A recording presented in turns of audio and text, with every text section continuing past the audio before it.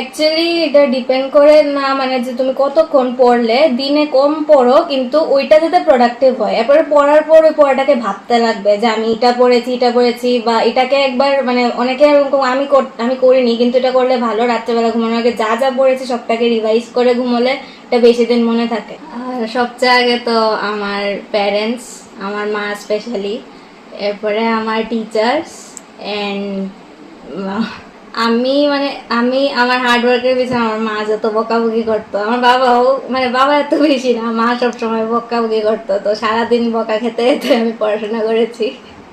এটা কোনো ফিক্স থাকতো না, যেদিন এটা ডিপেন্ড করতো, লাইক কনসিস্টেন্ট ডেইলি পড়াশোনা করতে হবে এটা ঠিক আছে, কিন্তু ডেইলি মানে প্রোডাক্টিভ ভাবে পড়তে হবে, যতটুকুই পড়ি প্রোডাক্টিভ ভাবে পড়বো, এমন আর কি।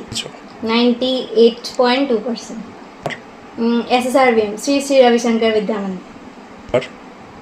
পলাশ মজুমদার, রাখি Dutta Majumdar, south Dhaleshwar water supply road.